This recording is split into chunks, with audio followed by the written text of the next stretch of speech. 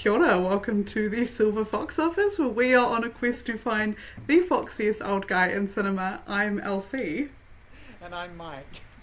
And we are virtual. We're doing it virtual. Obviously, not obviously necessarily, but Wellington is currently in a red weather warning. So State of emergency. Very stormy, and Elsie was supposed to come round to my house tonight.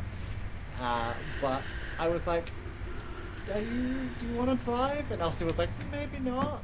Maybe not. I was, in my head I was like, I'll do it, anything for the podcast. And then I was watching the developments and I was like, actually, I don't know. But this opens up a whole new avenue because, there's a very good chance, all going well, there's also a video accompanying this episode. Promise nothing. Yeah. We may look at it and be like, that's what we look like. Yeah, we might be like, we can't post this, we can't, because they're going to see all the weird stuff we do and it's just audio only. It's going to be you may jarring. Also be able to see the cat that's on my lap, so which a plus for you. We might just have to remove my video and keep yours. We'll just focus in on my crotch, which is what that is. Yeah, we'll just zoom in on your crotch actually. Yeah. That's all I've ever wanted. This is actually making me think of, especially seeing as this is you and I, this is our first time going viral. This is making me, I'm listening to a podcast. I've been listening to a couple at the moment, and it's just gone 2020, so they're just doing their podcast virtual for the first time. So exciting. Pandemic stuff, and I'm like, that's where we are. That's what I feel like here. Where it does feel slightly like using Zoom to have drinks with your friends in 2020. I actually miss those days, I'll be honest. I get a little bit nostalgic for them sometimes. And it's so hard because I think back on it and I'm like, obviously, bad time. But as a homebody, it's kind of nice. Kind of had the best time of my life. I also like because I couldn't work remotely because I was Jared and I weren't living together, so I was staying at his place. We've been together for maybe, we've been together 7-8 months at this point. Oh, perfect. So I locked down at his place. His place was tiny. He earned a lot more money than me. So it was like, you can work. There's only space for one person to work. So my work could be like, okay, well, we'll pay you 80% of your salary or whatever. And I just didn't work. I just played games and yeah. I was Jared's tea bitch. So his morning tea would happen and I'd bring in his cup of tea and the lolly cake that I'd made. You're such a house husband. Yeah, it was great. So I kind of missed that. So. Yeah, that's actually, you've actually just described my dream. Obviously, I want to be, powerful and capable and live my own life, but also I would love to never ever work again. But also, just letting me nap would be great. Yeah, that'd be great. Yeah, over lockdown, I played a lot of Club Penguin. Somebody ripped the Club Penguin site and rehosted it for a while until Disney found out and took it down. Right. But I played a lot of Club Penguin. Oh, the dream. I know, and I miss it. I really miss it. Anyway. So, it's a great question. This is so weird. The vibes are so weird. I don't know. Let me check the run sheet that you sent me, because... It's a video component. This is our run sheet. So if you... Can't really see it. We may not be doing video. Who knows? It's fine. I hope you can see it. You can't because my phone screen is turned up super bright because I'm really old. But Mike very kindly sent me the run sheets because they stay at his house, at the recording studio. Absolutely. And my laptop is currently balanced on our microphone box, so... So good. Even if we're not using it, it's involved. So how have you been? Have you seen any good films recently? What media have you been taking in? What media have I consumed? Yes, I am good actually. Let's have a look on the old Letty B. Let's go back through. What was the last thing I talked about? Oh, okay. I haven't watched a whole lot, turns out. But on the 14th of April, great day, I went to see the movie The Drama. Oh yeah. the new Zendaya and Robert Pattinson one. Sure. I obviously knew that they were getting married, and I knew that there was some kind of secret that threatened their upcoming nuptials. But I did absolutely no reading, no research about this. I just went in completely blind, and I was gobsmacked. Like, gobsmacked. It introduced such an incredible moral dilemma that, like, I drove home from the movie theatre, and the whole time I was like talking to myself in the car. I was like, what do you do? Like, what would you get married? Like, what? But Okay. Insane, right? And like, it's getting a lot of. To say what the drama would be spoilers, right? You absolutely cannot. Everyone just has to like watch it. Go in blind. Okay. Go in blind, because it's like, it is basically like the crux of the film is like. It's actually, the reveal happens very early on, but then the crux of the film is like them trying to like come to terms with it, and it like really does splinter their relationship. But I think it was very, very messy and stressful. Like, it was a really, really stressful movie to watch, but it was a dark comedy, and it was funny. Like, there were times where I was laughing out loud, where I was like, oh, shouldn't be laughing, but God, it was funny, and it was definitely a comedy. But also just, I don't know, it was a really like interesting premise. Like I said, I once again had no idea about what was going to happen. I was like, shit, that is so interesting, and it took me a couple days to be like, okay, I think I know what my response would be. But perfectly captures, you know, when you like overshare and then immediately you're like, I wish I could take that back, but you can't. No, never happens to me. Never once. Never once in your life. Not even on this podcast. You've never would. Never ever in your life. You're one of those special people that it's just like you've never ever overshared. I am a frequent oversharer. I don't think I pronounced it right, but a frequent oversharer. But even more than that, I'm a frequent regretter of my overshares, and it was just like, you could just see there was so much of it was like, I wish I could just put that back. Like, I wish I could just unsay that, but you can't. I really enjoyed it. I think I might be going to see it again, because I think my friend wants to go see it and was like, would you watch it again? And look, I saw Wuthering Heights twice in cinema. I'll watch anything again. Anything, literally anything. And then a couple nights later, while I was eating tea, I watched on TVNZ Plus. Shout out TVNZ Plus, not sponsored, but could be. I watched the documentary, I guess, called Bricks on Track, building the Lego F1 Drivers Parade. So in very niche. So in 2025, the cat is looking at me right now. What do we think? So in last year's Miami Grand Prix, which was actually kind of around this time, it's coming out soon. Every Grand Prix they do a driver's parade, right? And sometimes they'll just drive around on a big bus and like circle the track and wave at everyone. Sometimes they'll be in little special cars. And then for the Miami Grand Prix last year, Lego built them life-sized drivable Lego versions of their race cars. Oh my God, that's so cool. I actually have like the small Lego McLaren. I've got the big Lego McLaren, but it's like sitting in my dining room because it's that ginormous. Journey that you've started on. It makes me so happy. I've got so many. I've got. They're just placed around. So that. When you have your own Lego room, then we can talk. Then we can talk. Mike is miles ahead of me. But those like Speed Champion ones, they made like the giant versions. And actually, when I was in Australia for the Grand Prix, we went to the F1 exhibition, and they had the Williams one there at the exhibition. So we actually got to see it in person. But yeah, this documentary was about them making it, and they had like 6 months to make them. And it was actually incredible to watch like the process of it all come together, because that's one of my favorite things about building these cars is like, and I'm preaching to the converted here, you already know, but you'll spend all this time making this really random thing. You won't really know what you're making, and then you'll just put it to something else, and all of a sudden it'll look like a car, and you're like, oh my god. You're making this side bit, and you're like, I don't see where this is going, but I'm trusting in the process, and then you're like, oh, it's a wheel cap or something. You're exactly. Like, oh, all right, yeah.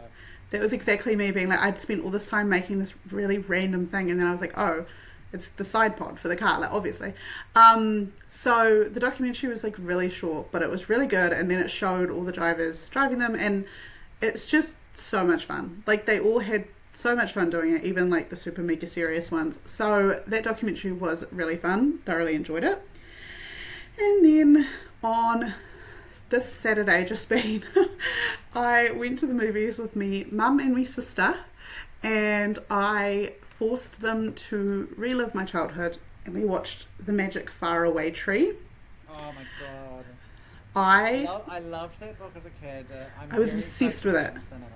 Yeah. I was obsessed with that book as a child. I read it all the time, and then my mum's goddaughter, when I went down to visit them at one point, when she was quite young, she was reading it, and so I got to read it to her, and so fun. So when I saw that they were doing a movie and Andrew Garfield was in it, meow, I was like 100%. LC coded. It perfectly captured the joy of the books. Because it doesn't look like it's getting the best reviews. Those people don't know how to have fun. Sure, yeah. Look, there's a little bit of creative liberty, like there's a modern twist on it, like the kids are all kind of like obsessed with like their tablets and playing video games and stuff, so the parents want them to get off the internet and start, gorp-coring, I guess, like just get back to like the basics. Gorp-coring.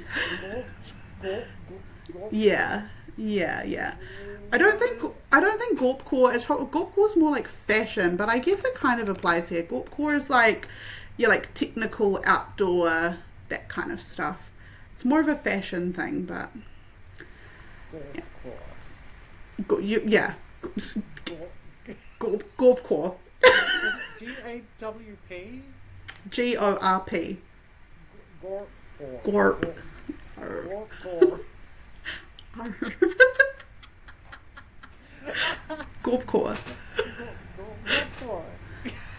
Gorpcore. Andrew Garfield wants the kids to gorpcore. I gorpcore, she gorpcores, we all gorpcore. We all wombo. Also, there's gonna be real gorp heads out there that are like, she's not using it in the correct context, but I don't care because this is my podcast. I make Shout rules. out to all you gorp heads. Shout out gorp heads. Shout out you real. Whoa. Gooning is different, and I'm glad you know what gooning means. Yeah. I've heard gooning.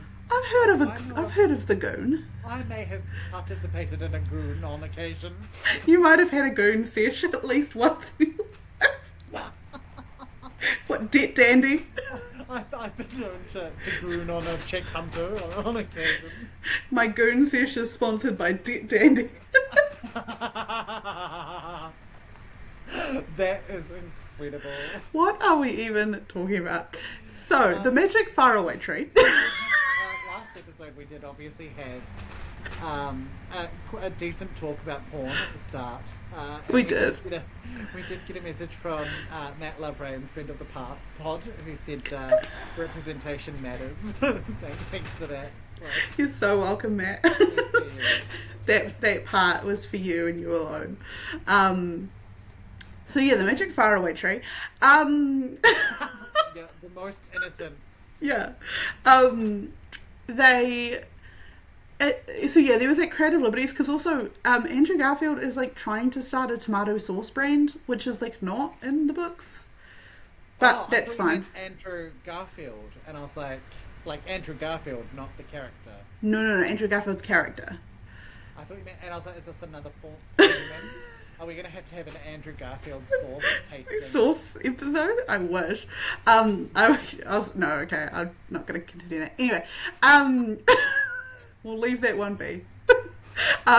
So there's like a couple of random things, but for the most part, like there are so many parts of that because I haven't read the books in a while. I've been purchasing them in dribs and drabs from different op shops, but I haven't read them in a while, and there were just so many things that immediately came back to me, like the whole concept of having to get back down the ladder before like the land changed, or like the one where they're planning to go to the faraway tree, but they end up getting like busy, so they can't, and then the faraway tree people think that they've been like forgotten or whatever. So it was so fun. And yes, don't get me wrong, some of it was like corny and cringe, but it's a freaking kids movie. Like it's going to be. And growing up, the saucepan man is my best friend. I thought he was so brilliant. I thought he was so great. Obsessed with him.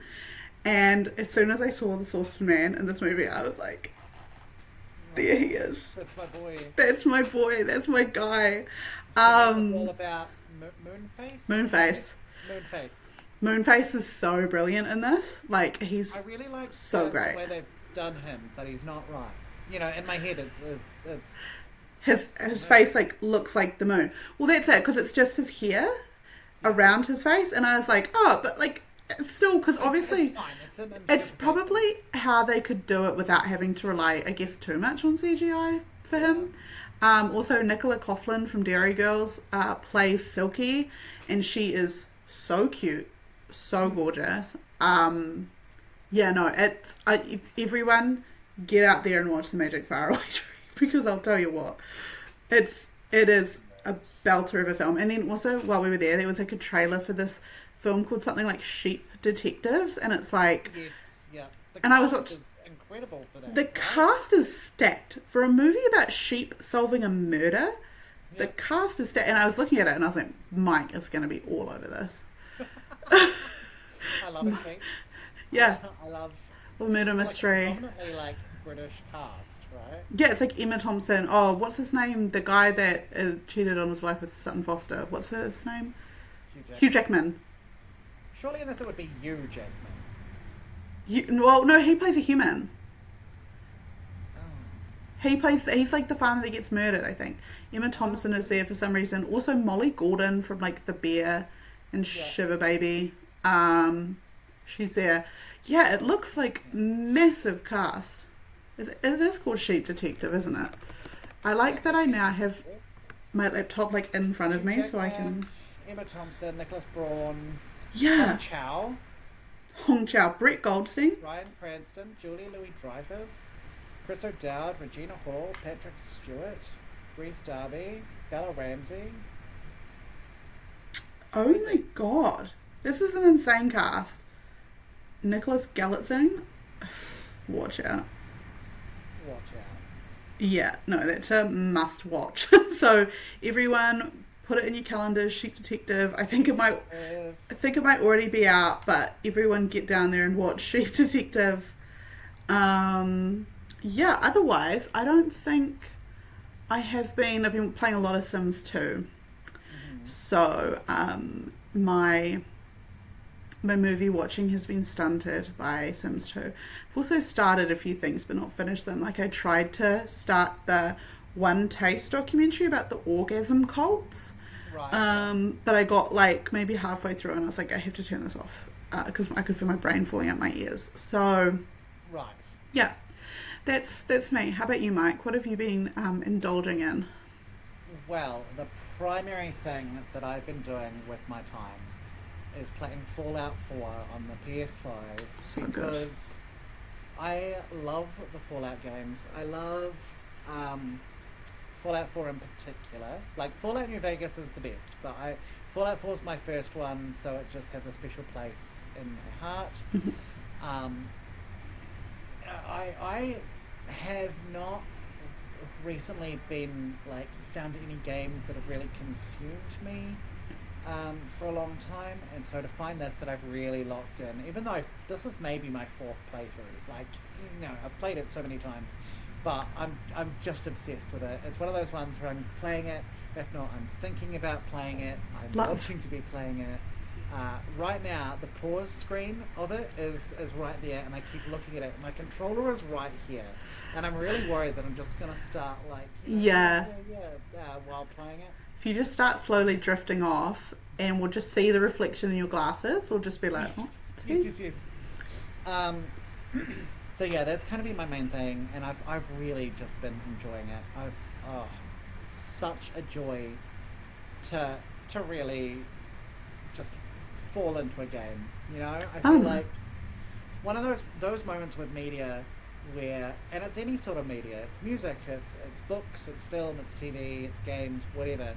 The moment that you really just fall into it and you're like consumed by it are some of the best moments. Oh yeah. Just one of those things where you're like, oh my god, 8 hours has passed and I haven't even noticed. You know, it's the best. Too good. In terms of reading, I have not read very much at all. What should be like 12 books? The day before we recorded last, I lost my glasses and I need some glasses to read. So true. So these are new glasses. So where did you lose them? Well, that's probably if you knew. That LC. I don't know.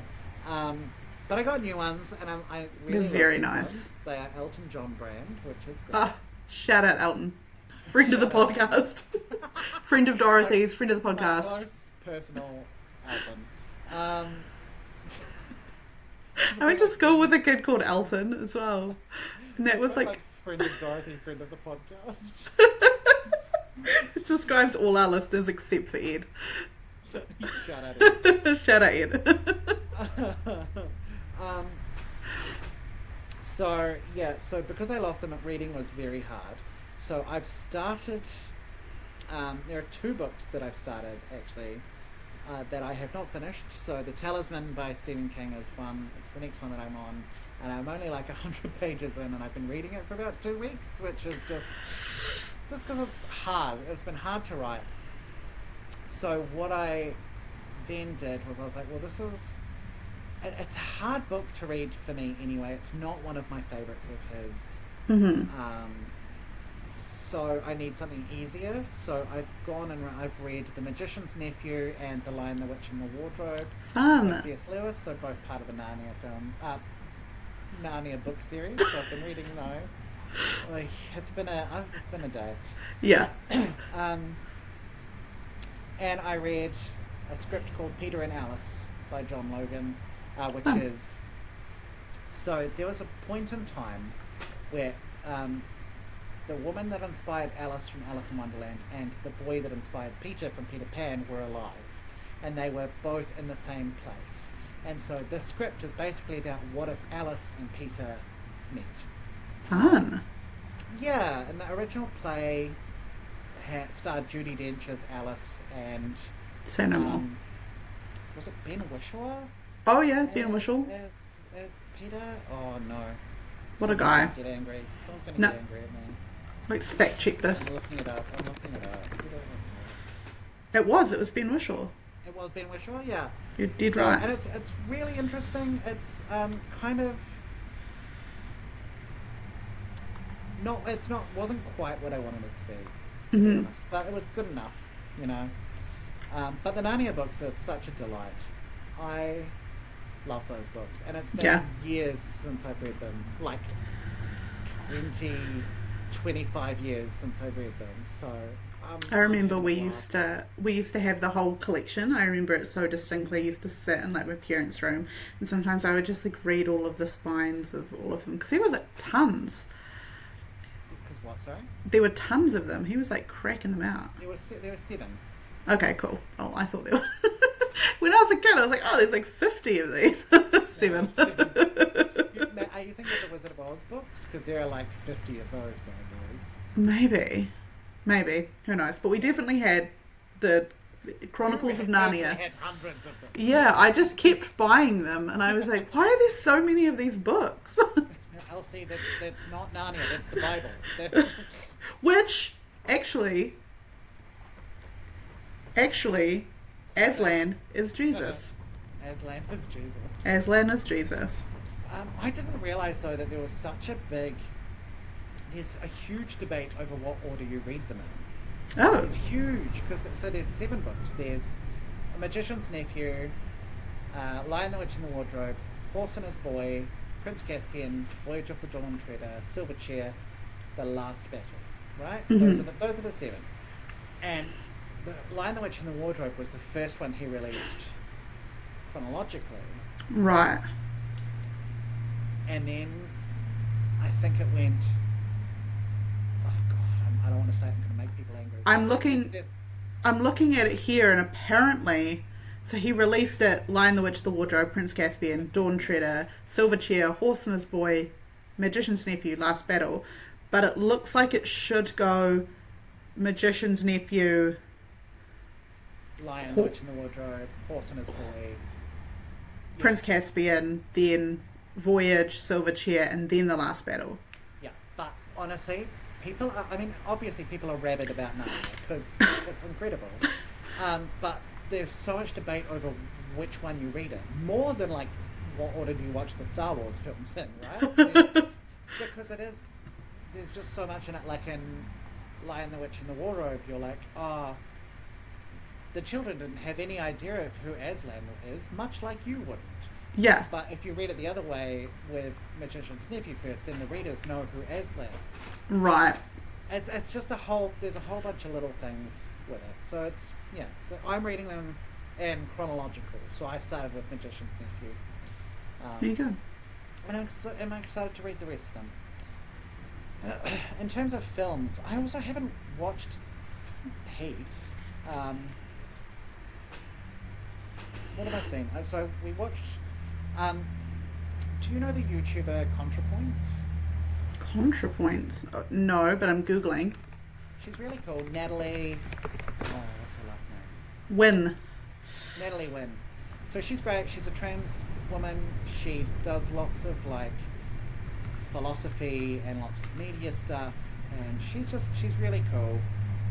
Bit of a controversial figure, but Jared and I really like her. Jared's a big fan, and she did a video on the Saw franchise. Oh. So Jared had never seen Saw, and so we watched Saw. And at one point he was like, Jared made a comment about it not being very good, and I'm like, how dare you? I think Saw is a genuinely very good film. I just think it's hampered slightly by the budget it had and the time it was made in. But Right. I think Saw itself is a good film. I think the script is really good. But the acting is dog shit. I've not seen any of them. The first one's good and the second one's good. I'd like to see at least the first one. I just haven't got round to it. You should also watch the second one. Okay. I would say everyone should watch the first 2. The second one is more fun. Oh, it's James Wan's first film. What a guy. Yeah. So we watched that, and then it was Easter, so we went down to Christchurch to spend time with Jared's family, and we ended up watching 2. We watched one film in a motel room because we had nothing else to do, right? Mm-hmm.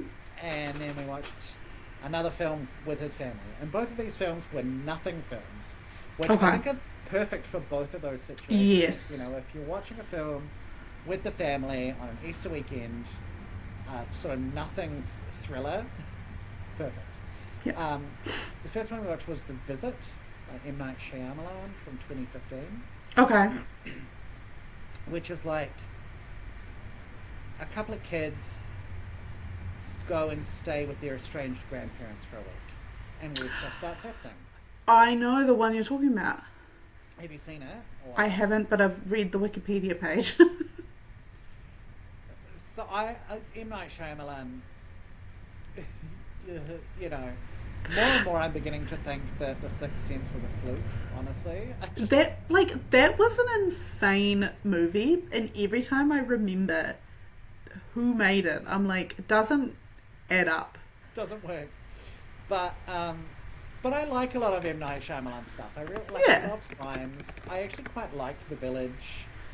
Old was really fun. The Village is another a great concept. It's kind of The Mist, but like not the Stephen King version, like the movie version of The Mist. Like, incredible concept. Same with The Village. I also think The Visit is a great concept. Yeah. But it was like M. Night Shyamalan was like, I want to do a found footage film.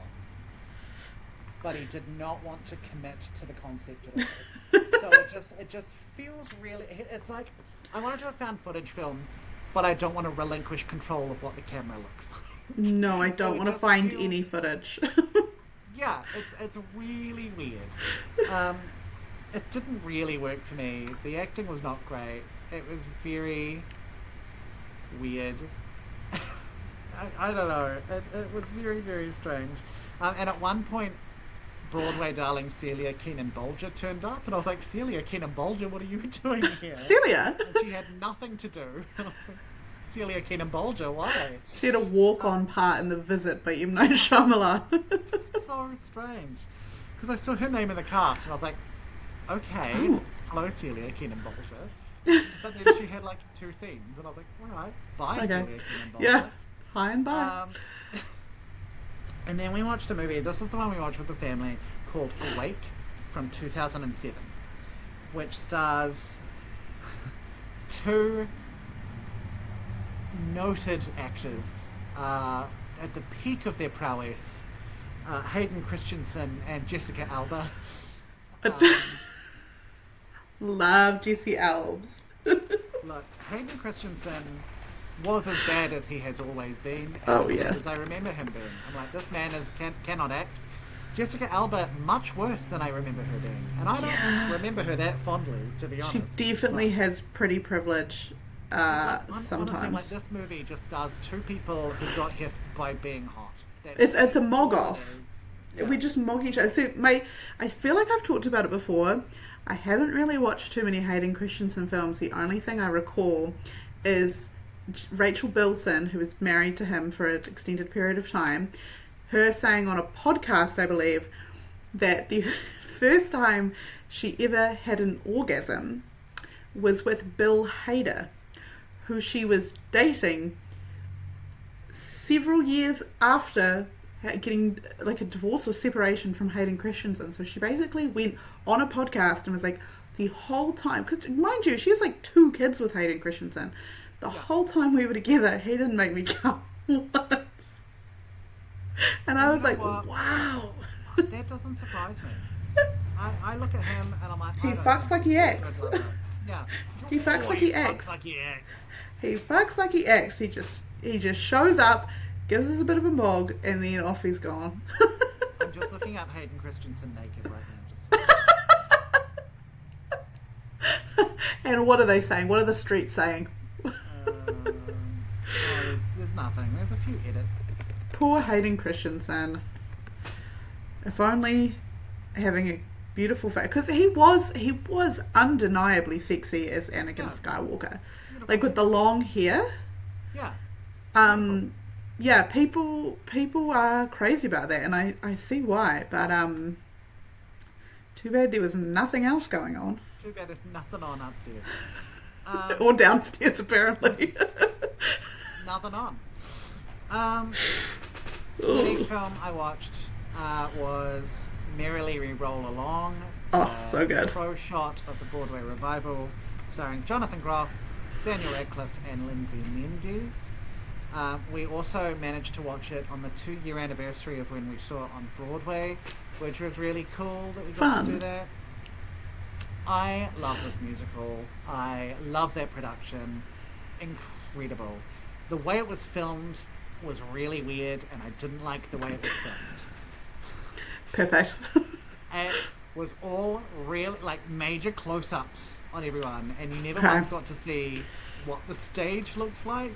And I felt really bad for a lot of the ensemble, because they would be like, you know, it'd be a group number and they're walking past, singing their bit, having their little character moments, but you just see this real tight close-up of Jonathan Groff looking sad. I'm like, okay, but there are other people in this. Are you sure? It got kind of frustrating for me. But, like, such a good production that it was worth a watch and made it worth it, and just phenomenal. And then I had a bit of a Tim Burton time. I love Timmy. I love Tim Burton very much. Yeah. So just wanted to. I had a craving to watch Big Fish because I was going through my circus phase, and that's circusy, and I just love that movie so much. And Jared had never seen it, so for ages I was like, Jared, I want to watch Big Fish. I want to watch Big Fish. I want to watch Big Fish. And finally we watched Big Fish, and goddamn, what a good movie. And Steve Buscemi's in it. Steve Buscemi is in it, and he's quite good looking in that. He is quite fit. Oh my god. Yeah. Okay. She's on the keyboard. Yeah, she's turned the camera off. So true. My little tech girly. Hello. She's minimised you. I don't know where you are. You're still there. She heard Steve Buscemi and she was like, "Let me throw my pussy at him." I'm here. Oh my god, he is really sexy in that movie. He is, yeah. Which everyone else is gonna look at pictures and be like, you guys need help, but trust, we know what we're talking about. A lot of people in that movie are really sexy. Ewan McGregor is very sexy. Am I correct Jessica in Lange assuming... is very sexy. Is Michael Palin in it? No, I might be thinking something else. No, he's not. I just told a big lie. Oh, he's in A Fish Called Wanda, obviously. Yes. I get the two confused. A Big Fish Called Wanda. Big Fish Called Wanda. But yeah, I love that movie. But that inspired us to watch another couple of films. So we then watched Corpse Bride, which, so good. And then the remake of Charlie and the Chocolate Factory, the 2005 movie, which, looking at it, I'm like, I like looking at what my friends have rated it, and Elsie has rated it 2 stars out of 5. Did I? And I find that... Oh, when I last watched it, it was right after I had my sinus surgery. So I was whacked down on fentanyl. Right. So, okay, so the original Willy Wonka and the Chocolate Factory, couldn't call it Charlie because it was too close to the war. Willy Wonka and the Chocolate Factory, I think, great film. I used to watch it all the time when we were a kid, and that starting, like that intro with all the chocolate being made, I used to think that was like, and the candy store that they go and sing to, and that kid gets whacked in the face with the table, like, so good. I used to love the second one when I was a child. I don't know why I've given it 2 stars, because I used to love it, and it's also unironically really funny, except for like when Mike TV says the R word and Johnny Depp's there. But otherwise, like a really funny film. I don't know, maybe the fentanyl was speaking to me. So, have I ever told you my history with that movie? I don't think so. So when when this came out, I was part of a club, which was me and my friend Claire and my friend Fiona. Hi, Claire and Fiona. Hi, Claire and Fiona. And we had a club with the 3 of us called the Johnny Lee Burton Club. Fiona was obsessed with Johnny Depp, Claire was obsessed with Tim Burton, and I was obsessed with Christopher Lee. And obviously the 3 of those have done a couple of movies. Yeah. So we would have sleepovers and we would watch Johnny Depp, Tim Burton, Christopher Lee movies. Just That's any so combination of those 3. And when Charlie and the Chocolate Factory came out, which is all 3. Oh yeah, that would have been a big hit. We were obsessed with this movie. Let me tell you, we saw it like, I don't know, like 4 or 5 times at the cinema, maybe. Were you dressed as a Mad Hatter? No, I was not. Fuck you.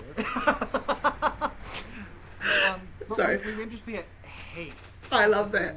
Loved it. And when the movie was coming out on DVD, on the day it was coming out, I knew it. The date was in my calendar that it was coming out on DVD. I woke up early. I walked to the warehouse. I stood outside the warehouse and waited for it to open. There was no line. No one else was waiting. It was just me waiting for it to open so I could walk in and buy this DVD.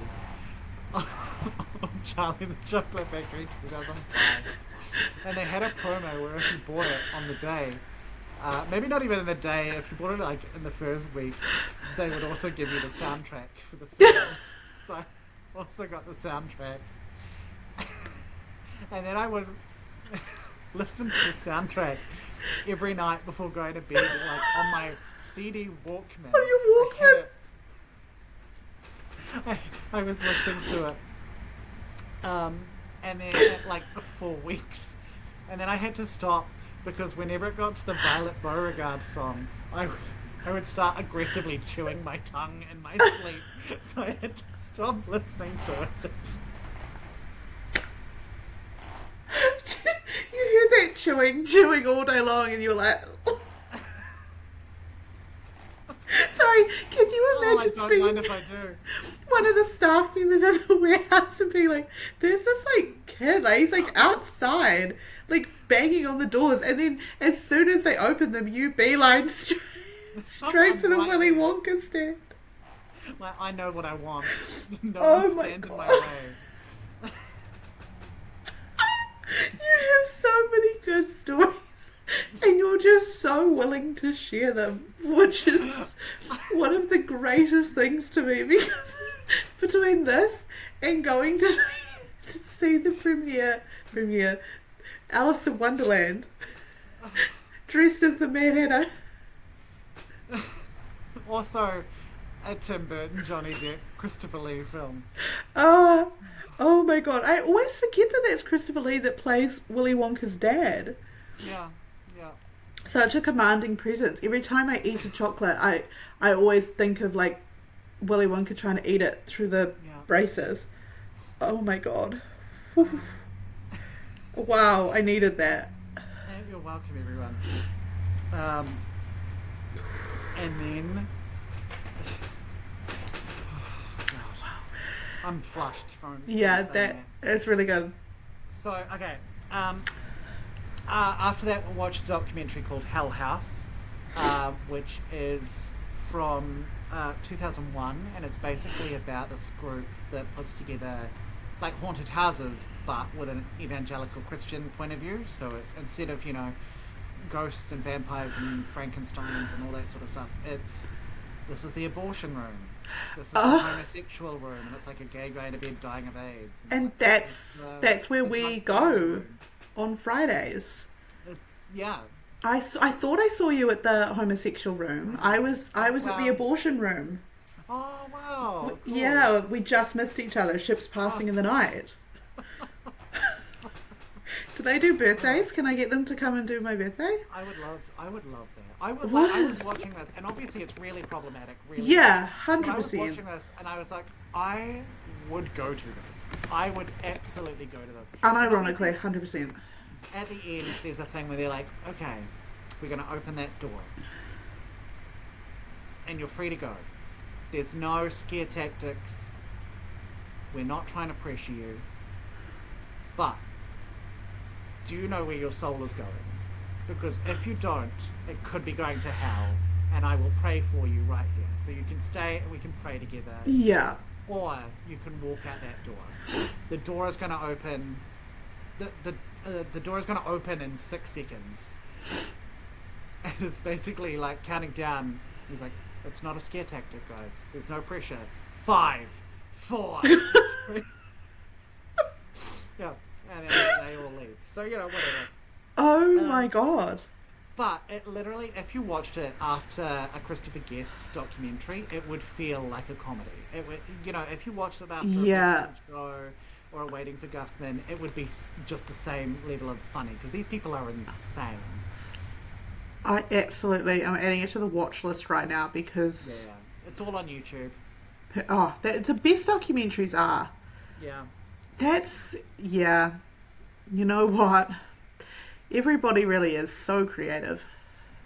And then yesterday we went to see Bride of Frankenstein, which is the last of the Universal monster movies that we've seen at the Embassy. What a fun time. So Love that good. movie. So good. And then Jared was like, we got home, and he was like, I feel like I kind of like true crime documentary, but like one that's kind of like crazy with twists and turns. And I'm like, have you seen Abducted in Plain Sight from 2017? And he said no. I'm like, we're watching Abducted in Plain Sight from 2017. Have you seen this album? Yeah, that went triple platinum in the workplace. I'll tell you what, there was like a week where everybody you talked to was like, have you seen that crazy Netflix documentary? Yeah. And I watched it with my mum and we were sitting there the whole time looking at each other like... Yeah. It just keeps getting weirder and weirder. It's one of those. I've been listening to a podcast called True Crime Obsessed, which is a couple of musical theatre fans who watch true crime documentaries and then discuss the documentaries. And I'm like, all of this is tick, tick, tick. It's all very you all over. Really fun documentary, but they were talking about this, and I'm like, God, I need to watch this documentary again. The bit about the like being in the car with the dad or something like that, and there's something about being in the car and he just... Yeah. I had to pause it. I had to walk out. I was like, I actually just need to do a lap really quick. Anyone who's seen it knows what you're talking about. Yeah. So there's basically what it's about is I don't want to give any spoilers, but it's basically about a guy who kidnaps a young girl for sex, basically, and it's real gross. And he's really gross, and it's awful. But really interesting, crazy documentary. And the things that people say, and just how quickly they incriminate themselves, and how easily they just... It's also one of those ones I haven't watched it in a while, but I distinctly remember watching it and being like, it is... Because at first I was like, how did this even happen? Yeah. And then you listen to everyone talk and you're like, oh, okay. Right, we're actually taking crazy pills. So, left is right and up is down. Yeah. That's how this happened. Insane documentary. So the other podcast I've been listening to a lot recently is called Ghosted by Roz Hernandez. If you listen to it earlier episodes, it's Roz Dresfilles, because she started as a drag queen and then transitioned. And Roz is great. I love Roz. So it's all about ghosts and stuff like that. And Roz was part of a ghost hunting TV show for a bit called Living for the Dead, which was all queer people doing ghost hunts. She's great. The podcast is great. It's really fun. So she was interviewing Skye Borgman, and one of the guys from True Crime Obsessed. Skye Borgman directed Abducted in Plain Sight. And so she told the story that didn't make it into the documentary. And basically, the criminal in Abducted in Plain Sight is a guy called Berchtold, and he was known for wearing all white, right? He has since died. And apparently while they were filming this documentary, so before the documentary released, they went to this girl's house and interviewed the people that lived there who did not know anything about this. And there's a young girl living in the same bedroom, and she says she was like, I keep seeing this guy dressed all in white in the corner of my room at night who keeps watching me and talking to me. So I wish that had made it into the documentary. Yeah. Okay. Anyway, that's what I've watched. Holy shit. Okay. What a great lineup. What a time. Jeepers. Okay. Right. God, okay. So. Sorry. You okay? No, that's... I hate that guy. Everyone watch the documentary, and then we need to... yeah, it's just fucking insane. So, should I tell people... Yes, you should. What a silver fox is? Yes, please. So, basically, by our definition, because we make the rules, it's our podcast. We're the queens. We're the queens. Silver fox is somebody over the age of 45, it's halfway to 90, argue with me or they don't argue with me, who is an actor, acts in movies primarily, and they have silver hair, or they are going grey, or they're dyeing their greys, or they have grey hair energy. We do not care about gender. We don't care how you identify as long as we can objectify. Biggest, most important here is that you're fuckable. Yeah. That's what's important to us. That's the main thing, really. What more could you want? And So, you're not a shit person. But... yeah. There's some people that are just vetoed from the list. Don't And get Brad Pitt. Also, if your name is Kevin, we're probably going to have a difficult time coming to terms with you. So, yeah, there might be something there. So, Mike, Hello. who did you pick? Well, last episode we of course talked about the incredible Javier Bardem. So I thought, let's make it a double feature and let's talk about his lovely wife, Penelope Cruz. Such a pick.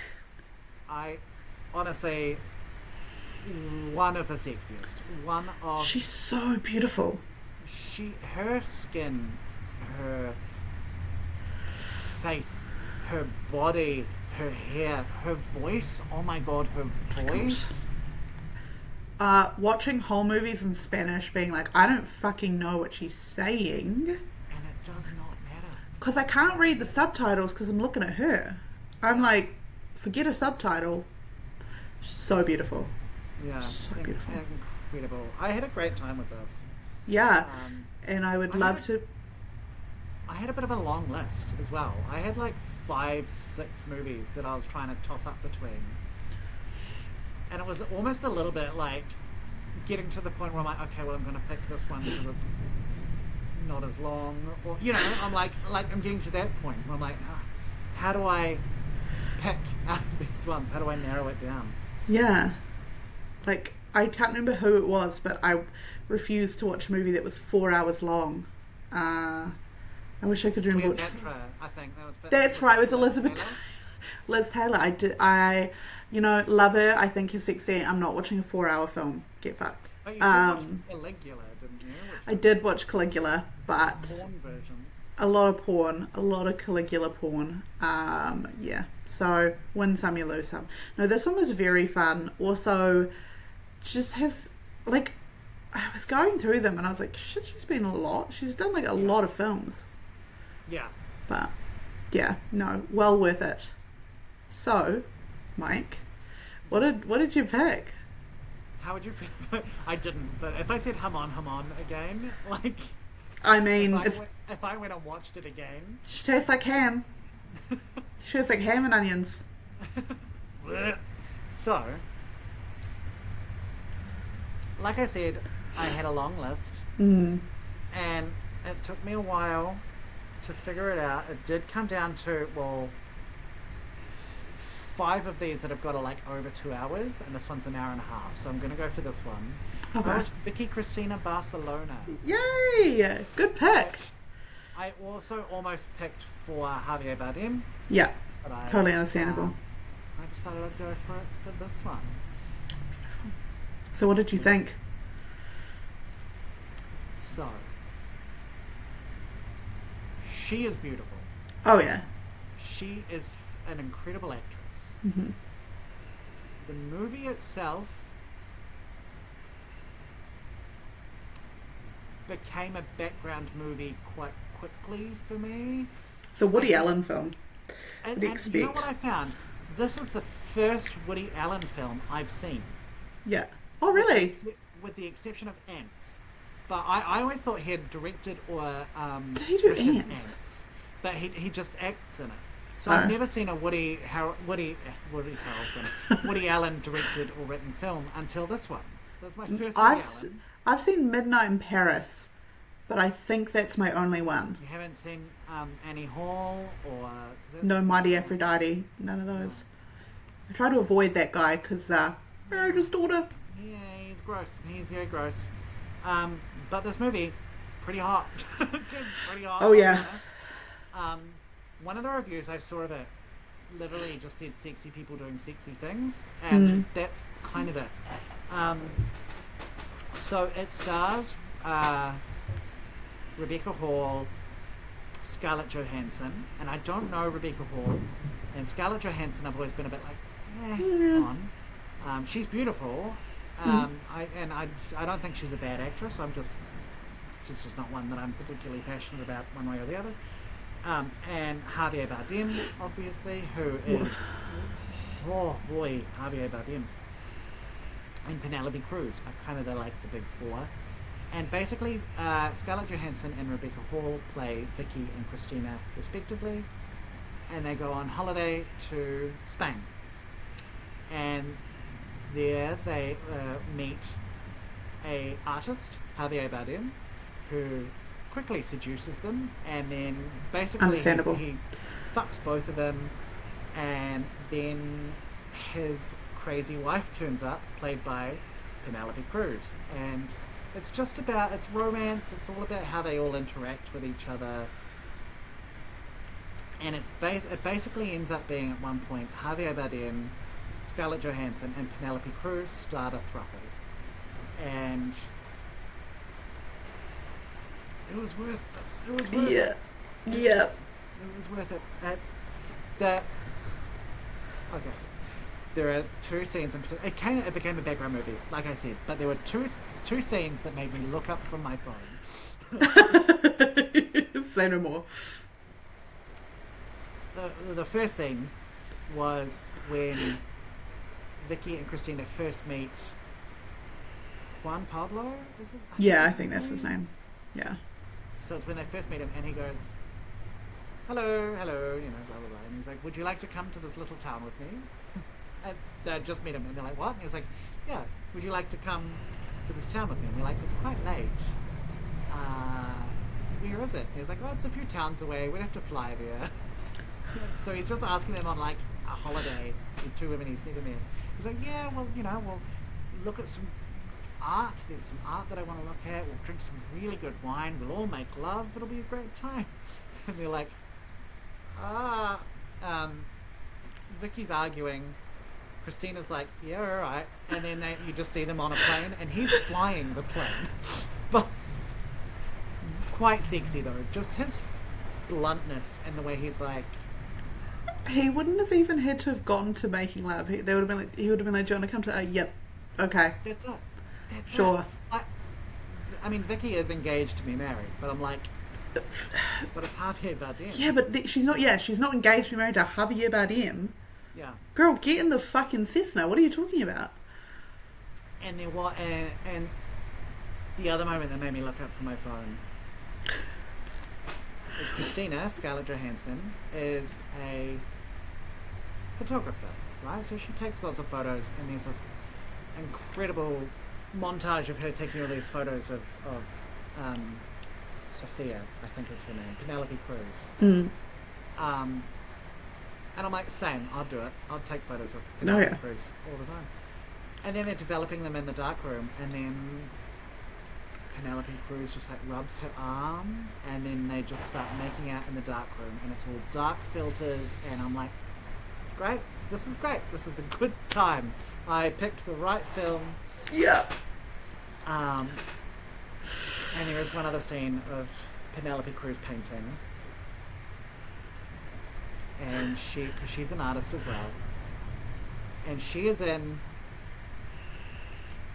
I don't know what the difference is between overalls, rompers, dungarees. Yeah, so she's in something like that, and so it's little shorts, one piece kind of denim, nothing underneath, and so she's doing this angry painting on the floor. So true. And the amount of side boob, and just the passion, and her hair's all kind of done up and messy, and it is so hot. Yeah. The only thing I wish, one of the main things that I wish with it, is there is a scene where Vicky's husband comes to Spain as well to surprise her. And I'm like, is Javier going to seduce him as well? Are they going to kind of force him? That would be so hot. Never happens. There's nothing. Because he would have been capable. It would have worked. Missed opportunity. That's how you know Woody Allen's a bitch. That would have made it incredibly hot for me. Yeah. I don't know. It's. Like I say, in the background film, and I don't feel like I paid enough attention to it. I was like, it's all just kind of, meh. You know what I mean? It's hot. It's hot people, but there's no real substance to it. It's hot people, and when the hot people are being hot, they are being Oh yeah. you know, it's really working. But overall, Otherwise, it's just kind of. yeah. What did you watch? Great question. I had a wee looky loo, and I ended up settling on a 2006 Pedro Almodovar film called Vulva, but spelt. I can't believe I laughed at that like a 15-year-old boy. I think I'm pronouncing it wrong. I think it's like volver or something like that. It means apparently to return in Spanish, but it's spelled Volver. Ah. I assume there's meant to be a play on words there. But anyway, so in this film, Tell me about your vulva. I'll see. wouldn't you like to know? That's what the whole podcast is dying to know about. So it's this Penelope Cruz plays this woman called Ramunda, and she has a daughter called Paula, and a sister is called Sole, or like Soledad or something like that. And basically the film kind of opens with, first of all, they're like caring for tombstones and stuff like that, all in Spanish, mind you, with subtitles, but I think that adds to it. If it was like in English, it would have sucked, I think. And then they go to visit Ramunda and Sole's aunt, who's like blind as a bat and like not very mobile, and she's also kind of losing it a little bit. And also contextually, Ramunda and Sole's mother and father had died in a fire prior to this. In the events of this film, it's fucking insane, mind you. Basically, there's like a couple different things that happen here. One, so Paula, Ramunda's daughter, thinks that Ramunda's husband, Paco, is her father. Yeah, you're going to need to draw this out. So, sorry, who's Penelope Cruz? She's Ramunda. Ramunda. So, her daughter Paula thinks that Ramunda's husband Paco is father. He's not, technically, but this all comes out because Paco tries to sexually assault Paula, and she stabs him and kills him. So then, good for her, Ramunda and Paula have to like hide the body, and then Ramunda and Soleil's mother comes back from the dead, and like she doesn't find it out straight away, but like there's this bit where Ramunda is at Soleil's house and she can smell her mum's farts, and she's like, I can smell my mum's farts, and it's because the mum's hiding in Soleil's house, but Ramunda doesn't know that. She's like, oh, I can smell her farts. Also, in amongst this, Ramunda takes on like ownership or management of this restaurant, and she's like running this restaurant. Yeah. And then like in the end, well, I don't want to spoil it, but like in the end it's like revealed how the mother like faked the death and stuff like that. This all sounds crazy, right? But can I say, this film, like there's like 3 men in this film tops, and they each have like 2 lines at most. Okay. It's like all of these women, and Penelope Cruz is so sexy. There's a scene right at the start where she's washing the dishes, and she's washing this like steak knife, and she's got like the sponge wrapped around it, and she's like cleaning the knife, but we're looking top down into the sink, and because she's standing there, you can also see just like down her top, and you're just like the whole time you're like she is so beautiful in this. Like once again, her hair is always like kind of like messy, tousled, like just kind of thrown up, and she does so much everybody else. Like she's constantly like running around after her aunt, and then all of that kind of stuff. She is unspeakably beautiful in this film. Yeah. but in like a way that's like, I don't want to say obtainable because it's Penelope Cruz. Like, Yeah. nobody else looks like that. Like, she's in a league of her own. But it is also in the way that's like, you know, sometimes when you just see a random woman at the supermarket and she's like unbelievably beautiful and you're like, I can't believe that you're just a real person. That's what she looks like. Like, you'd probably pass Raymunda in the street and you'd be like, Jesus Christ. Like, she's, what the hell? But then what you don't know is she's like hiding her husband's body and she's also smelling her dead mum's farts. So you're like, she's crazy. I do like a Pedro Almodovar film. I'm like The doing fart it. smelling is Fart smelling. way you see it. I'm doing it in Injustice. It actually is a really good film, might I add. Like, it's like, it is a bit strange because there's like, Because of the fart smelling. yeah, the farts, and then like there's also like, why did she take on the restaurant? And then there's also the whole like, yeah, there's also some parts of it where I was like, okay, like I feel like we can, come on, because it's like just on 2 hours, just over 2 hours. So I was like, come on, like we can just do it. But for the most part, it is a really good film. So bold of us to be like, oh, these things do go on a bit. Why can't they? Why do they have to be so long when we will Had like talk for 5 hours? We had like a 3-hour podcast.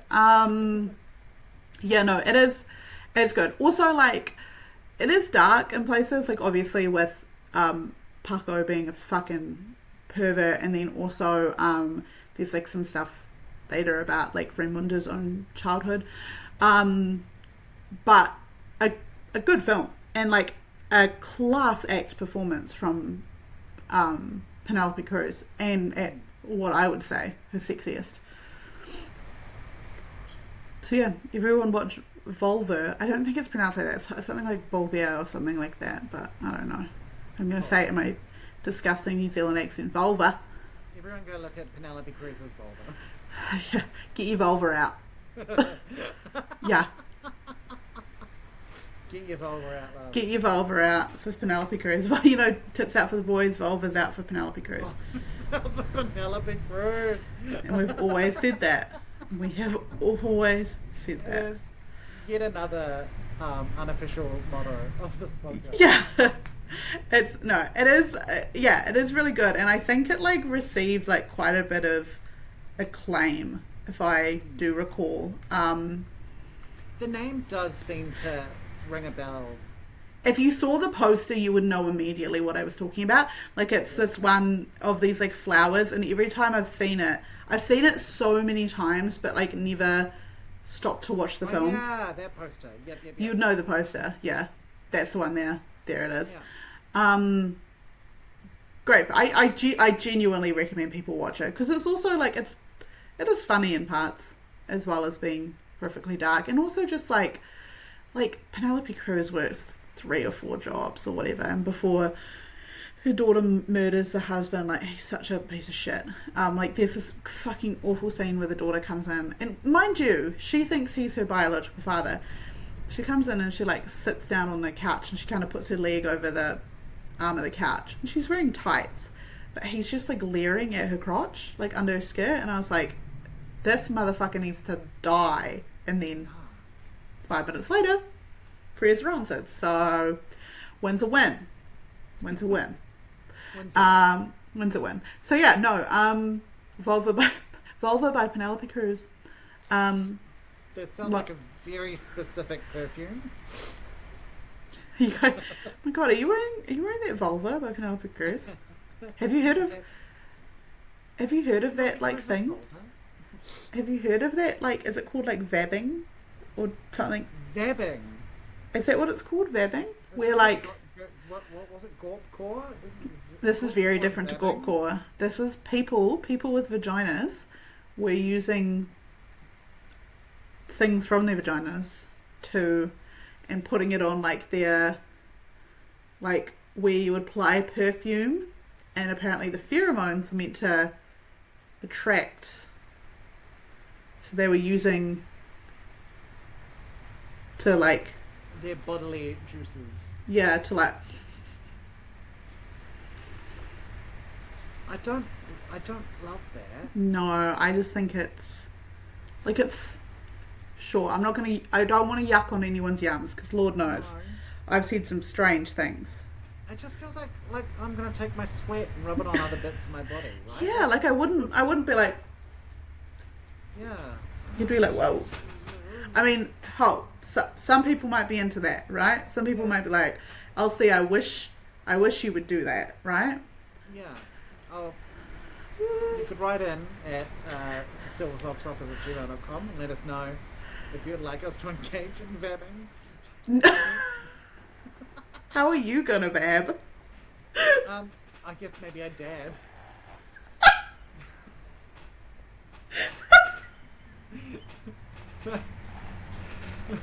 Just for everyone, I did dab, just so you all know. Yeah. Just I'm in 35.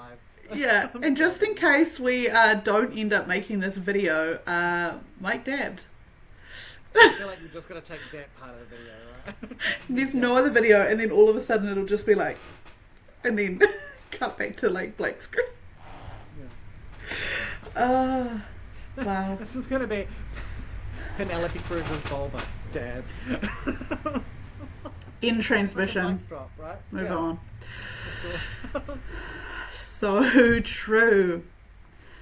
Oh, So. Jesus. So, So. what were your honourable mentions? Because you said you had like 5 or 6. Yeah, so I don't have the full long list that I started with.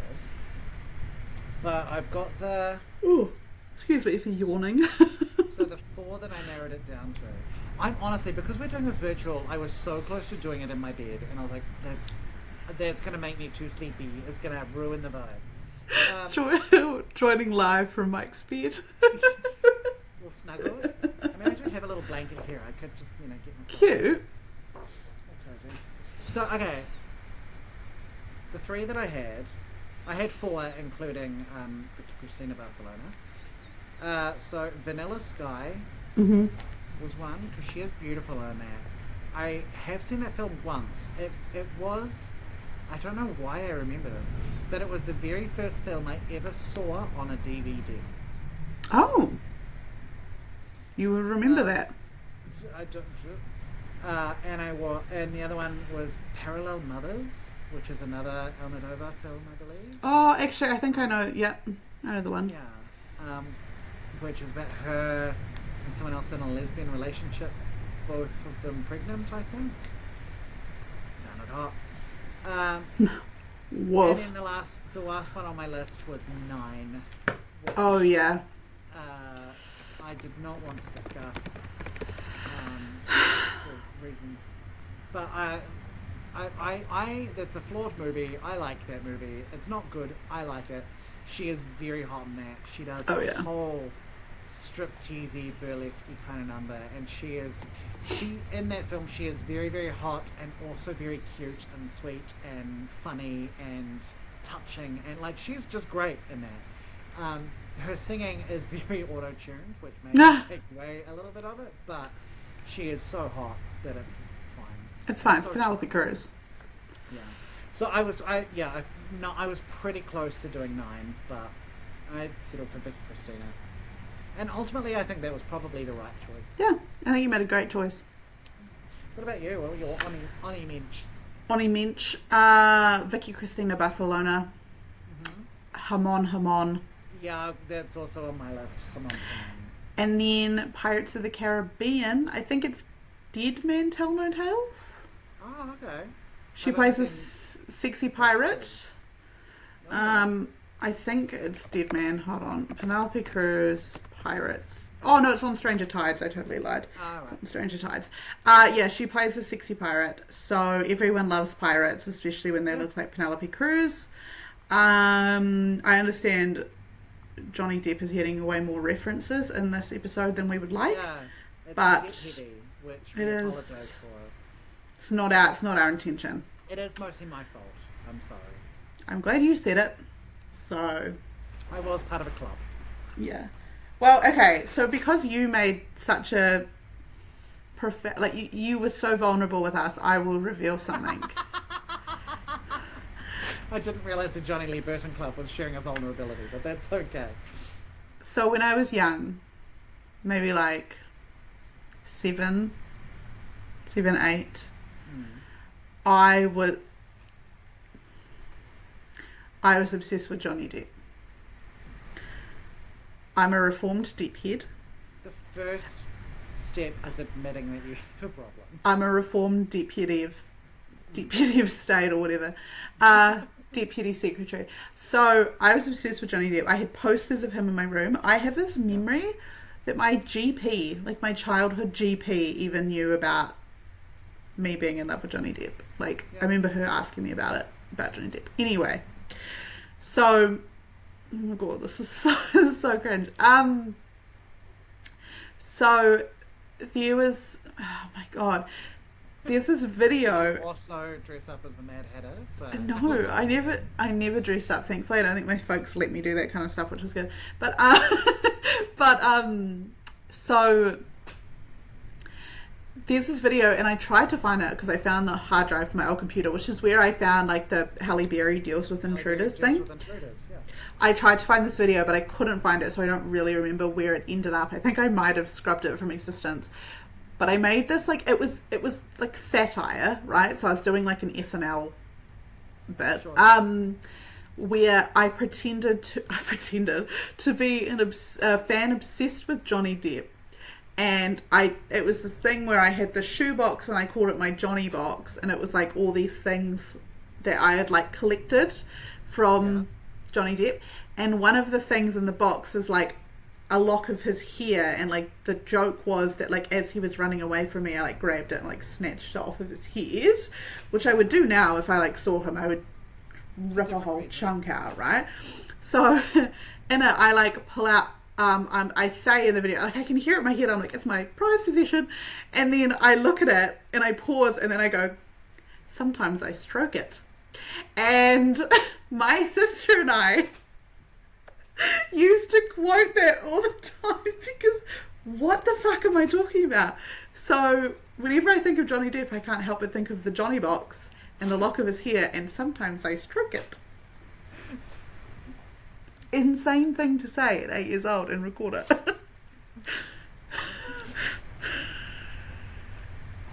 Sometimes I stroke it. Sometimes I stroke it. It's phenomenal.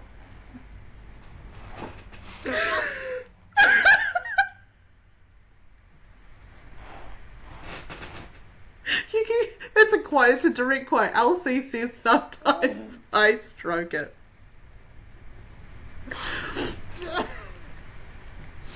Oh, Christ on a cracker. Yeah. Oh, that's so good, Elsie. Oh, boy. So yeah, I don't know what it is about Johnny Depp that makes people go crazy, but I was one of them. Let us know if sometimes you stroke it. Yeah. If you've ever sometimes stroked it, send us an email and make sure you include like a video just so you can prove it. Oh my god, Elsie. We're also not soliciting. Sometimes I stroke it. Oh my god. And I don't think my sister listens to this podcast because she's, Wow. whatever. Hi, Michaela. Michaela. But I will need to tell her that I've mentioned the Johnny box because she would be able to like back up how fucking insane this was and how like big of a deal. Like we genuinely would like quote it all the time because it was so stupid.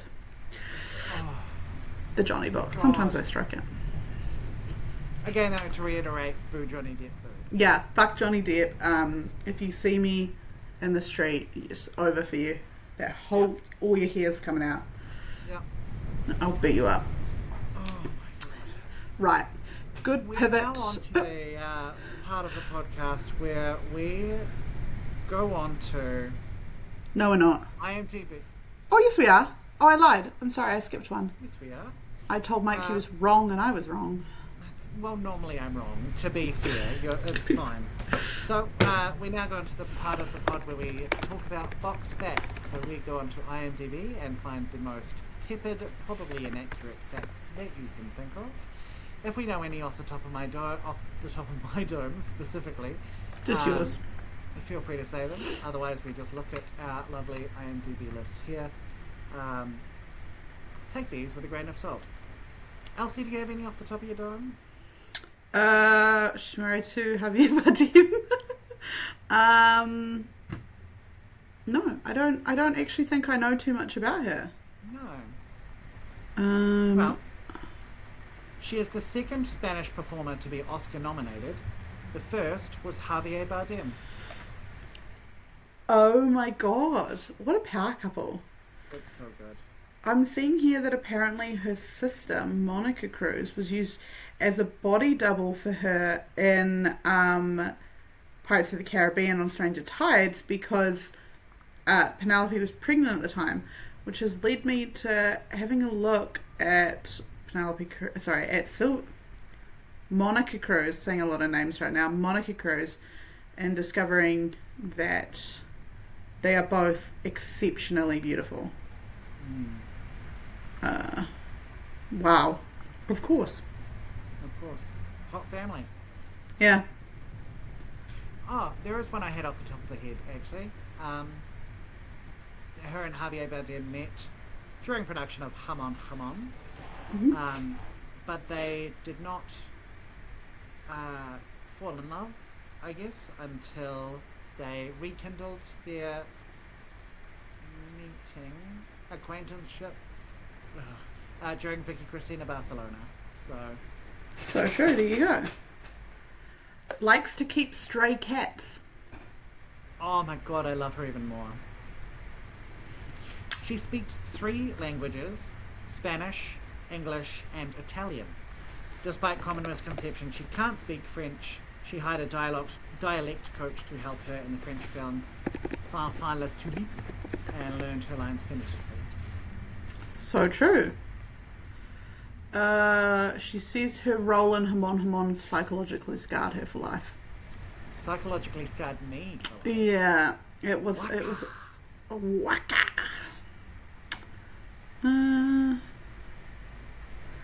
Good friends with ex-boyfriend Tom Cruise. She was one of the first people to visit his newborn baby daughter Suri. Oh, there you go. Her role model is Meryl Streep. Is a huge fan of Indian cinema and has expressed interest in working with Bollywood actor Shah Rukh Khan someday. There you go. There we go, Mike. Oh, I'm so sorry. She and her husband Javier Bardem are huge fans of Glee. I'm stopping the podcast. Yeah, I think that's fair. Cut it. We're out. Cut the cameras. Cut the cameras.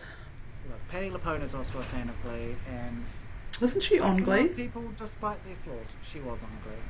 And I was so offended when she was on Glee that I refused to listen to any of her music for like a couple of months. Oh my god, you Because put her I in time I out. felt personally attacked by that decision. As we all know, Mike is a very big fan of Glee. Love that Ryan Murphy. He loves a Ryan Murphy film or show. Engages in them regularly. 2 of her ex-boyfriends have been named Sexiest Man Alive by People magazine. This is dated poorly. Tom Cruise in 1990 and Matthew McConaughey in 2005. She knows how to pick him. Yeah. She knows how to pick him. It's like, has Javier Bardem ever been Sexiest Man Alive? In my heart he has. Yeah. In my hands. Whoa. In my ham. In my ham. Here we go. Let's see. Who has been labelled Sexiest Man? Oh, okay. Ben Affleck, Jonathan Bailey, which was such a great shout. David Beckham, Pierce Brosnan, George Clooney, Sean Connery, Bradley Cooper, Tom Cruise, Matt Damon, Patrick Dempsey, Johnny Depp. Yeah, I just saw greatly admires Johnny Depp in one of these. I don't think that's true. Jesus Christ, who's picking some of these people? Blake Shelton. Who are half these people? Harry Hamlin. Mark Harmon. Oh my god, they are picking anybody, aren't they? Nick Nolte. Oh, I get that actually. JFK Jr. So true. Some of these people are a bit random. John Legend. Oh my god. She was the 133rd actress to receive an Academy Award. She Good won on Best her. Supporting Actress for Vicky Cristina Barcelona. And she deserved it. She was really good. Yeah. She is very good.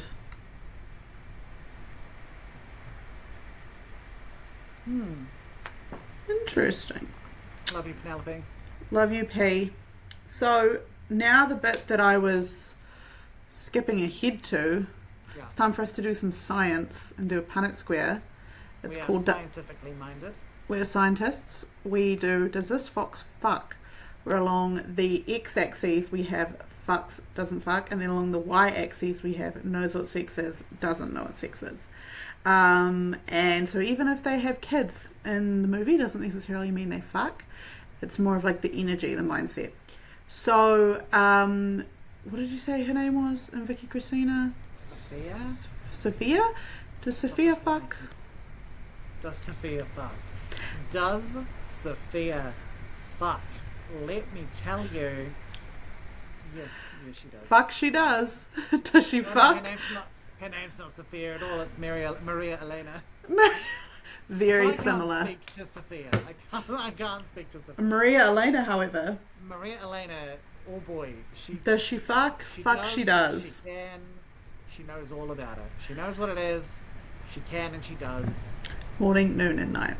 Morning, noon, and night. Any gender. Whoever. And you know what? She looks great doing it. What more could you And want? everyone else she sleeps with looks better for sleeping with her. Yeah, You know what she I has mean? that aura. It just boosts their Yeah. vibe a little bit. Yeah. How about in Vulva? How's her vulva? Have they got Ramunda? See, the thing is, Can you imagine that as a greeting? So, how's your vulva? how's Evolva doing? How's your vulva? I think she's not. She's definitely not fucking, because the thing is, she's got too much going on. Yeah. You know, she's because there's like a bit where Paco at the start of the film like wants to, and she says no because she's like going through too much, and then because she's like worried about like how they're going to, you know, be able to afford rent and stuff like that. And he like wants to, so she says no, and then he starts sometimes stroking it next to her in bed, and she's like, so yeah, she's not. Also, she's a fucking busy woman. She's out there cleaning the graves. She's out there working 100 jobs. She's looking after her daughter. She's looking after her aunt. She's got too much on. She is a busy woman. But if she wanted to, there'd be no shortage. But she knows what it is. Oh, 100%. Knows what it is. Definitely knows what it is. Is her name Sophia?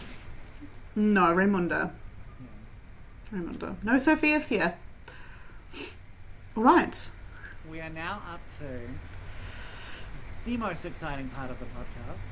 I picked this episode, so normally Elsie would pick the next one. However, Elsie. So I am very excited to announce that for the first time ever, a friend of mine is coming on the podcast.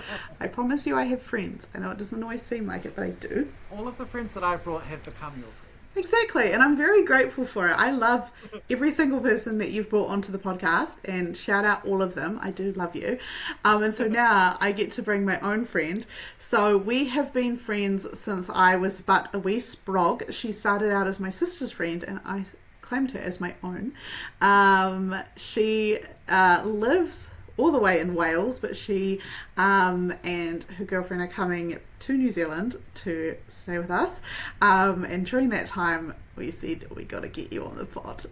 So it is my very good friend Katrina, and as per tradition, Katrina has picked the fox, so I am going to try and play this recording. So fingers crossed this works. Mike, you're going to have to let me know. So I mean, we will like insert the audio anyway, so you guys will hear it, but it's whether or not I hear it. Okay, so let's try this. Hello, it's Katrina here. Super excited to be on the pod.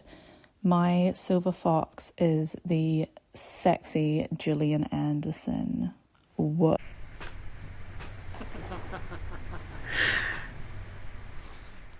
It is finally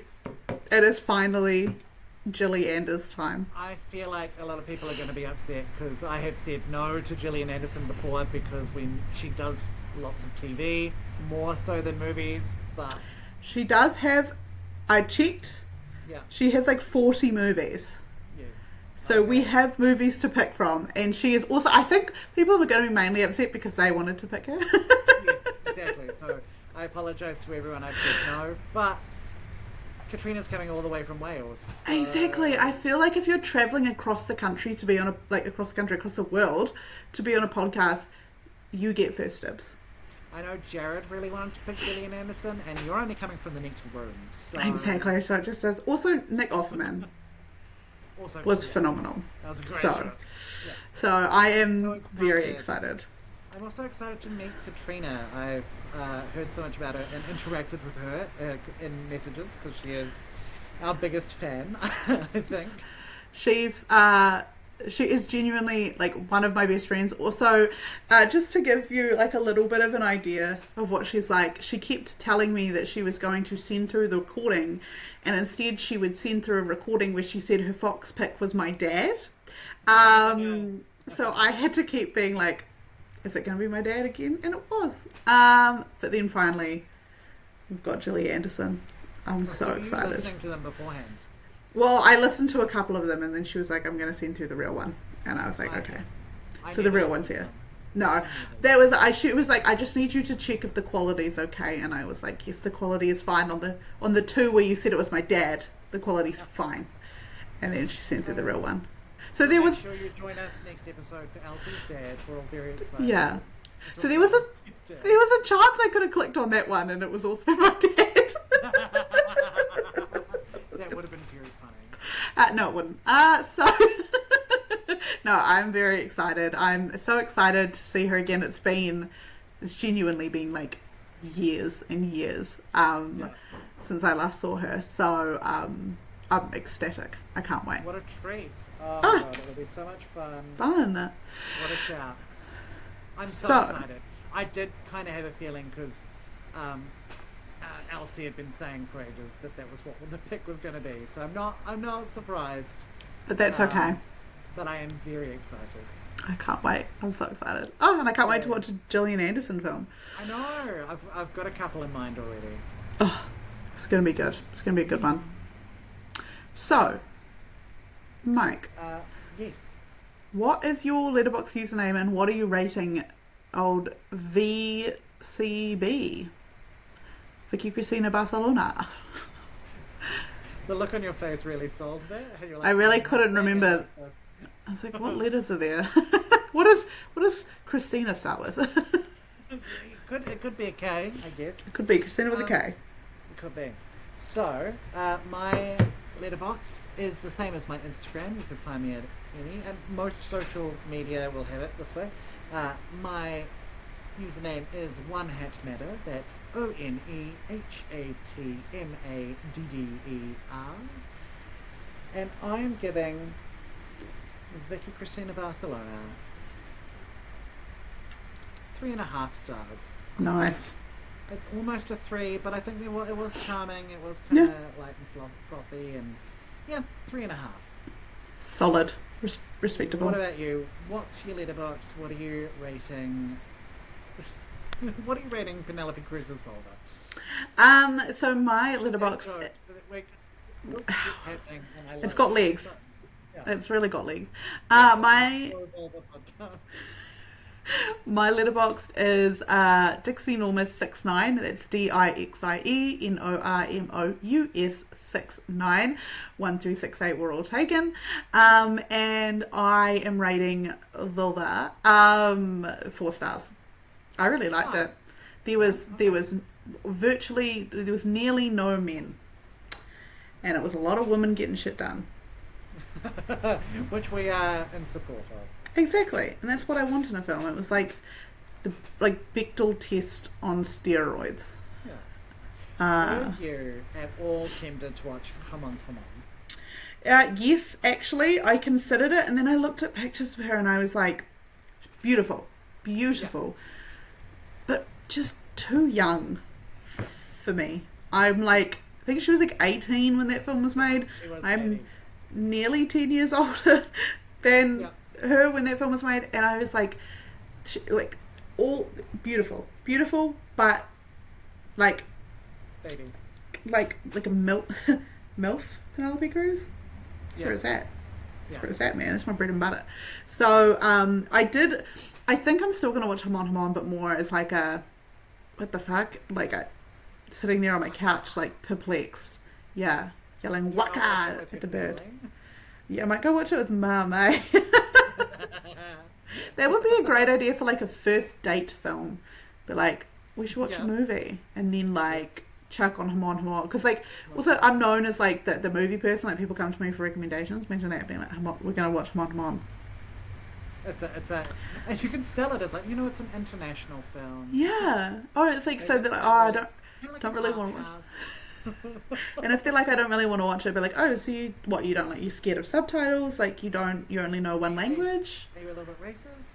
Yeah, you racist? Am I racist? And then and I'm like, okay, and they finally convince them, and I'm like, great, I hope you like ham and onions. Boop. Put the DVD in. Ham and onion juice. As long as you like ham and onions. Oh my god. Oh, geez Louise. Okay, so if you want to get us on social media, we have an Instagram. You can find us at the Silver Fox Office, and we have an email address. This is where you can send your stroking it reports. It is the silverfoxoffice@gmail.com. Tell us what Penelope Cruz film you would have picked. Yeah. Fox you would like. And to be a guest. I am quickly getting I'm quickly getting the bacon number up. Well, not the bacon number, the Buscemi number, sorry. For those that are unaware, everyone's heard of the bacon number, the 6 degrees of Kevin Bacon, but we do this with Steve Buscemi to see what their connection is. So I'm not going to look at it, I'm just going to bring it up and then look at. What do we think? I remember.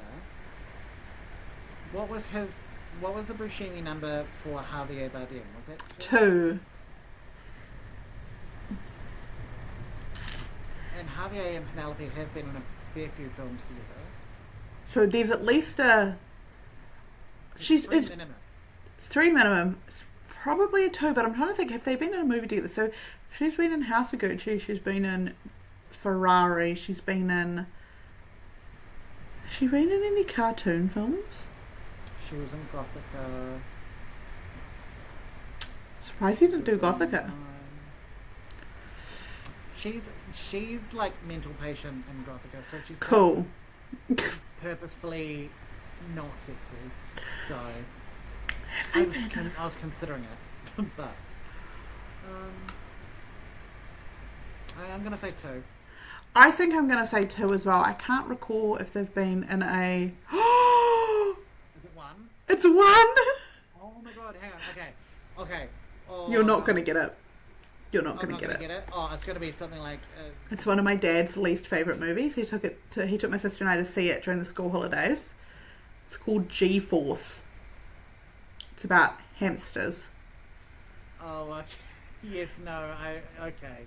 Penelope Cruz and Steve Buscemi were both in G-Force. They have a Buscemi number of 1, which means they've explored each other's bodies, and Javier probably watched. They hamster formed each other's bodies. That's insane. Oh my god, I forgot she was in G-Force. I think she plays a cat. I want to say. Who does he play? Maybe I'm lying. Penelope Cruz. Oh no, she plays an agouti guinea pig. Sorry, Juarez. Steve Buscemi plays Bucky, a territorial and aggressive golden hamster mistakenly called a ferret, who is friends with a trio of sycophantic mice. Of course. It's also got Sam Rockwell in it, Jon Favreau, Nicolas Cage, your best friend, Bill Nye. Oh, I quite like Bill Nye. It's quite a stacked cast. No, there's like a few films that my dad absolutely hates.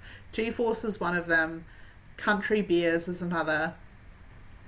Because we were asking him, we were like, are there any films you ever took us to watch as kids and you just like hated them, like you wish you didn't have to? And he was like, yes. And he was like, country bears, and he was like, "What's that fucking one about the fucking guinea pigs?" It was like, "Oh, G-force." Oh my god. She's turned the camera. She's like, "What are you talking about?"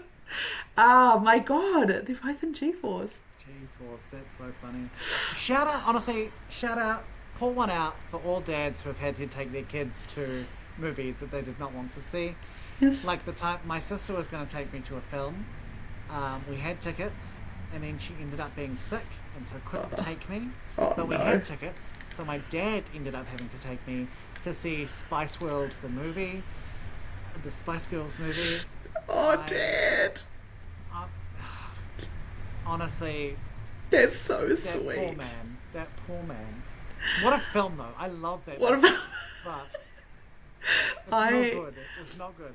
I have distinct memories of it was the school holidays, and I think it was raining or something, and my friends were like away on holiday, and Dad knew that I was really bored, so he was like, "I'll take you to the movies," because obviously he loved going to the movies, and he took me to see Alvin and the Chipmunks Chipwrecked.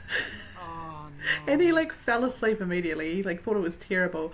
But I had the time of my life. I had so much fun. He also took me to see the third or fourth Toy Story film, the one with Lotte Hagenbeer. And I think I've talked about this third one. I think I've talked about this before, because as I cried my eyes out at the end, and like, because there's a bit where they're all like fucking holding hands in a furnace or whatever. Oh, And as we walked out of the cinema, I remember my dad looking down at me and being like, "Jesus Christ, what was that about?" That was terrible. That was awful. It was, you were crying the whole time, and I was like, that was so good. Yeah, it's a parental rite of passage to be taken to see the Hannah Montana or SpongeBob movie 100 times. Complaining about going to see, if seeing Toy Story 3 was like a low point in you for cinematic parenting responsibility, I think he actually, you're pretty lucky. You know? I think he actually quite liked those ones. There was some of them like he did quite like. I think Toy Story were like safe. He talks about taking my sister to see Sinbad, and he really liked the cartoon Sinbad. Sinbad's good. I like. Yeah. Michelle Pfeiffer, very sexy in it. There you go. There you go. What more could you know? What else would you expect? Let us. Right. So yeah, send us emails. Tell us what films your dad took you to. Yes. What's your dad film? What's your dad film? Dad film. I feel like Spice World is probably Spice World is up there. One of the worst. Honestly, I love What's that your movie. What's your Spice World or your G-force? G-force. Oh god. What if it was combined? What if it was the Spice Girls as hamsters? I would have. Oh my god, I would have owned it on DVD, and I would have played it every weekend. It wouldn't be G-force. It would be Girl Power. Or it'd be like Spice Force.